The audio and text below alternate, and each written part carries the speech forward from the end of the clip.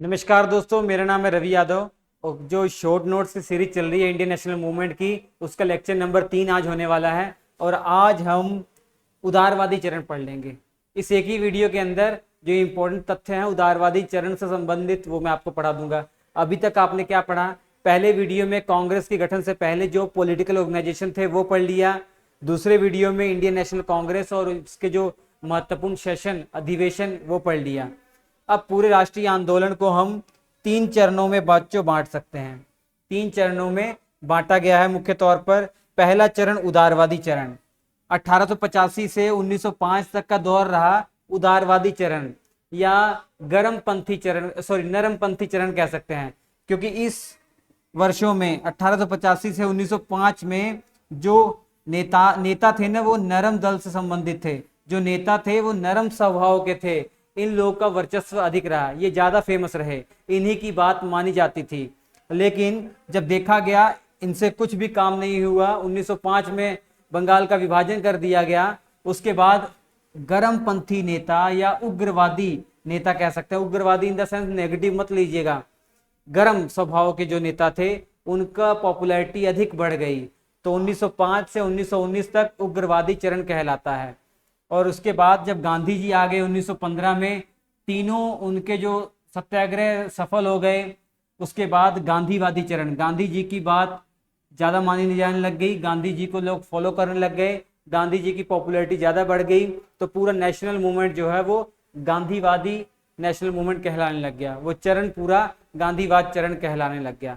तो ये पूरे इंडियन नेशनल मूवमेंट को मुख्य तौर पर 3 भागों में बांट सकते हैं। लेकिन दिमाग में रखिएगा, ये जो उग्रवादी चरण जब चल रहा है तब भी पैरेलल में जो आपके क्रांतिकारी लोग थे, क्रांतिकारी, ठीक है, क्रांतिकारी घटनाएं हो रही थी और यहाँ भी क्रांतिकारी घटनाएं हो रही थी। तो ये क्रांतिकारी घटनाओं का फर्स्ट फेज था और ये सेकंड फेज था। जब उग्रवादी चरण चल रहा था तो पैरेलल में क्रांतिकारी घटनाएं भी हो रही थी, क्रांतिकारी आंदोलन हो रहे थे, उन्हें भी पढ़ेंगे। गांधीवादी चरण जब चल रहा था, गांधी जी ने जब चौरी चौरा कांड होने के बाद आंदोलन वापस ले लिया था, असहयोग आंदोलन, उसके बाद जो नौजवान लोग थे वो फिर से क्रांतिकारी मार्ग पर चले गए। तो यहाँ सेकंड फेज ऑफ जो क्रांतिकारी आंदोलन है वो आप पढ़ेंगे।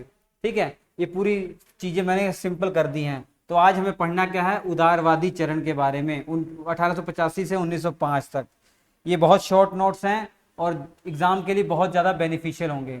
उदारवादी चरण या मॉडरेट पीरियड, सबसे पहले याद रखिए इसमें प्रमुख नेता कौन से हैं जो इस समय फेमस थे, जिनकी बातें फॉलो की जा रही थी। नरम दल के जो नेता थे महत्वपूर्ण, ये बताया गया है। दादा भाई नौरोजी सबसे महत्वपूर्ण है, इनके बारे में डिटेल में आपको पढ़ना है। फिरोज शाह मेहता के बारे में डिटेल में पढ़ना है। सुरेंद्र नाथ बनर्जी, ये वही हैं जो आपके नेशनल एसोसिएशन की स्थापना जिन्होंने की थी आनंद मोहन बोस के साथ। बदरुद्दीन तैयब जी, कांग्रेस के पहले मुस्लिम अध्यक्ष हैं ये।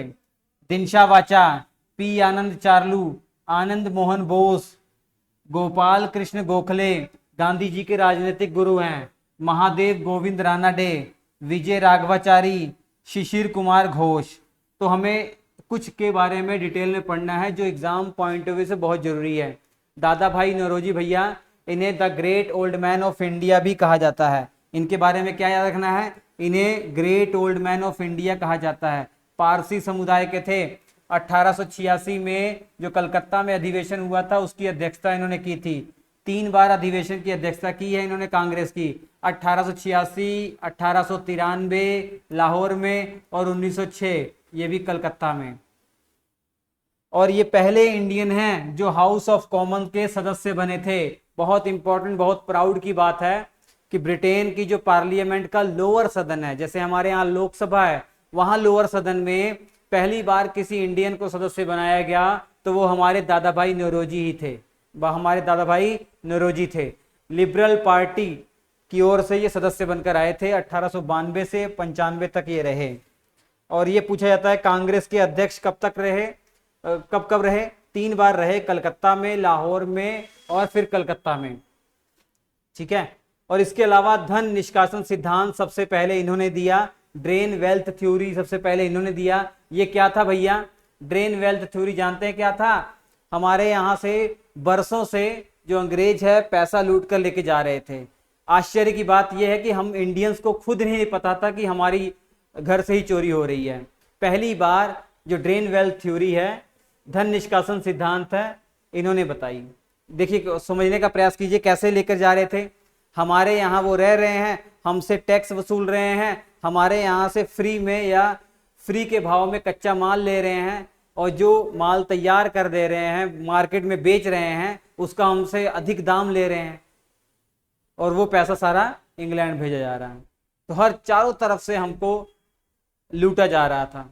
तो इन्होंने ये ड्रेन वेल्थ थ्योरी अपनी बुक में दी हुई है, poverty and un British rule in India, 1901 में ये पुस्तक आई थी। इसके बाद फिरोज शाह मेहता के बारे में बॉम्बे का शेर कहा जाता है बच्चों। फिरोज शाह मेहता को बॉम्बे का शेर कहा जाता है। 1907 में जो अधिवेशन हुआ था जिसमें नरम दल गरम दल आपस में विभाजित हो गए थे ना, इस विभाजन में ऐसी लड़ाई हुई थी कि पीछे से किसी ने जूता खींच के मार दिया, आगे फिरोज शाह मेहता जी को जूता लग गया था। ऐसा न्यूज रिपोर्टरों में उस समय न्यूज छपी हुई थी। तो नरम दल गरम दल का विभाजन हो गया था।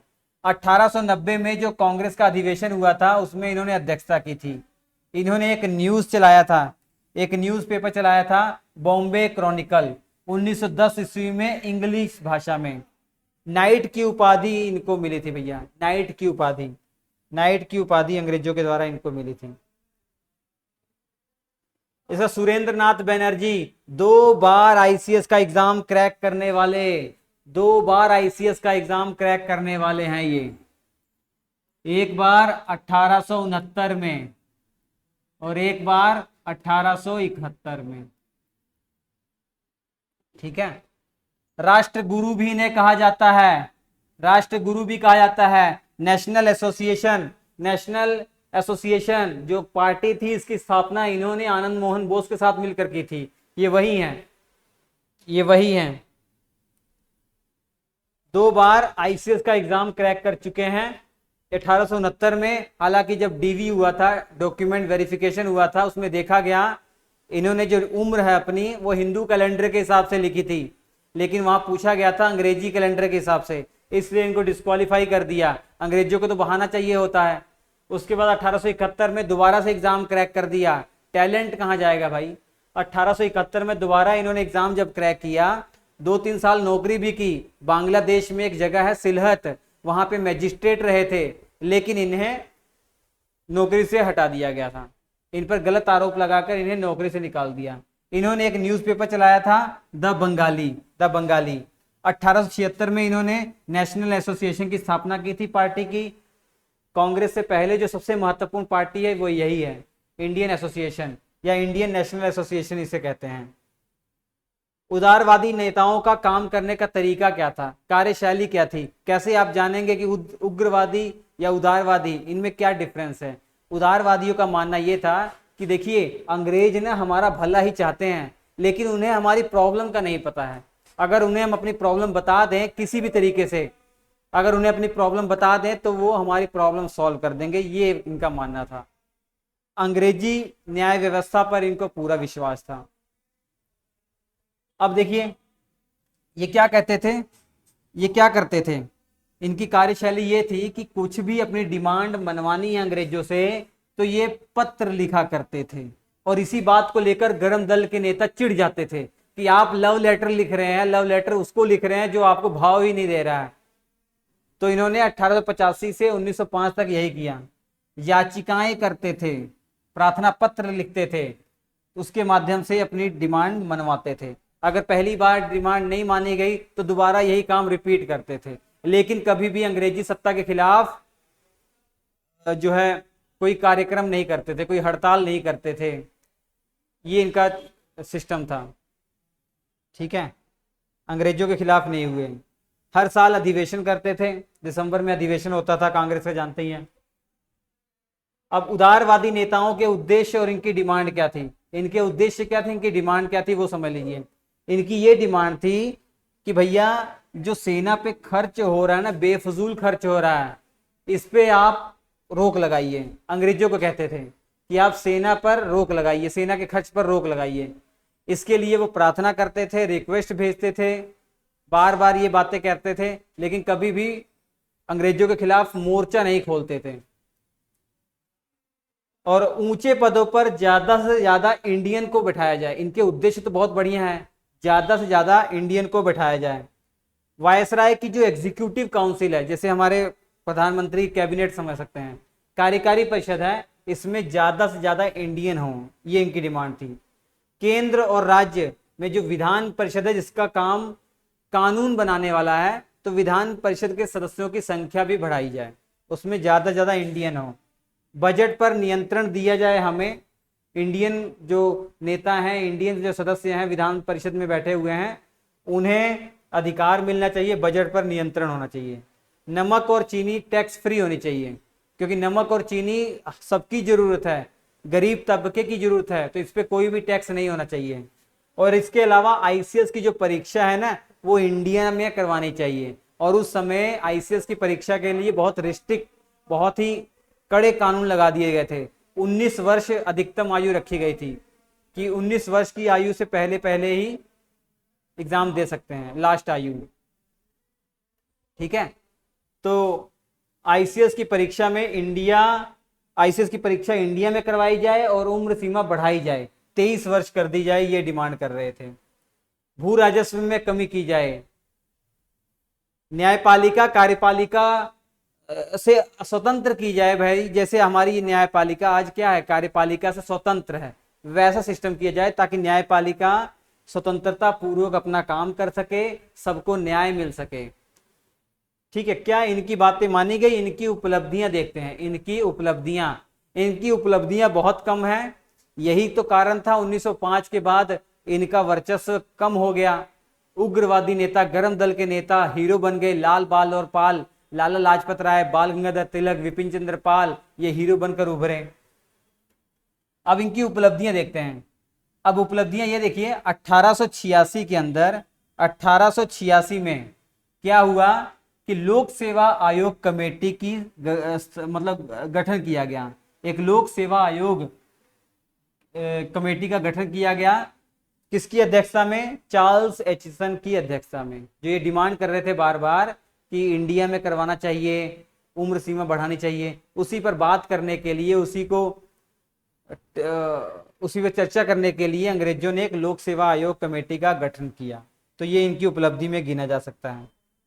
1892 में भारत परिषद अधिनियम आया और इनकी जो डिमांड थी, कुछ डिमांड उसमें मान ली गई थी। जैसे विधान परिषद में कुछ सदस्य इंडियन बढ़ा दिए गए थे। और इसके अलावा इन्हीं के माध्यम से आम जनता को अंग्रेजों का जो शोषणकारी रवैया है उसकी जानकारी मिली। न्यूज में आए दिन आर्टिकल छपवाते रहते थे ये। और जो नरमपंथी नेता मैंने आपको बताया, कई नेता के बारे में बताया, उन्होंने खुद के न्यूज़पेपर भी चलवाए हैं, तो उसमें ये छापते रहते थे। इसके अलावा बहुत बड़ी उपलब्धि ये मानी जाती है, 1895 में वेल्वी आयोग का गठन किया गया। जो ये चिल्ला रहे थे कि सेना पर खर्च कम होना चाहिए, बेफजूल खर्च हो रहा है, और इसके अलावा जो बड़े बड़े अधिकारी उनकी सैलरी बहुत ज़्यादा है, इतनी ज़्यादा सैलरी है कि हमारे भारत का खजाना ही खत्म हो जाएगा ऐसे देते देते। तो ये इनका जो आरोप था उसकी जांच करने के लिए वेल्वी आयोग का गठन किया गया। इसमें ये चेक करना था कि क्या ब्रिटिश सरकार के द्वारा जो भारत में खर्च किया जा रहा है, क्या सच में व्यर्थ खर्च हो रहा है या नहीं हो रहा है। तो वेल्वी आयोग का गठन किया गया, ये भी इनकी उपलब्धि मानी जाती है। अब इनकी आलोचना भी बहुत होती है। इनकी आलोचना क्या थी? इनकी आलोचना ये होती है कि इन्होंने अपनी मांगों को सीमित रखा, इन्होंने अपनी मांगों का जो दायरा है वो सीमित रखा, अधिक कुछ डिमांड नहीं की। और डिमांड भी करते थे एकदम प्यार मोहब्बत से डिमांड करते थे, विरोध नहीं करते थे। आम जनता का सपोर्ट इन्हें मिल नहीं पाया, आम जनता से जुड़ नहीं पाए। केवल शिक्षित वर्ग जो थे ना, वो शुरुआत में वही इनके साथ शामिल थे। आप देखेंगे बड़े बड़े जो वकील हैं, जो बड़े बड़े घरों के लोग हैं, वही शामिल थे, आम जनता नहीं शामिल थी इसमें। ठीक है, केवल शिक्षित वर्ग ही शामिल था। और याचिका पद्धति वाली राजनीति अपनाते थे। ठीक है, भिखमंगी राजनीति कहते थे, ऐसी आलोचना भी इनकी हुई है। तो ये था उदारवादी चरण। आपको थोड़ा एहसास हो गया होगा कि 1885 में 1905 तक, 1885 से 1905 तक ये दौर कैसा रहा होगा। अब इसके बाद वाले वीडियो में उग्रवादी चरण हम पढ़ेंगे और उसमें जो महत्वपूर्ण घटनाएं हुई हैं 1905 का, जैसे बंगाल विभाजन हो गया है, उसके बाद हमने आंदोलन चलाया था वो पढ़ेंगे। 1906 में मुस्लिम लीग का गठन हो गया है वो पढ़ेंगे। ठीक है, 1907 में नरम दल गरम दल आपस में टूट गया था, वो सब चीज़ें हम पढ़ेंगे।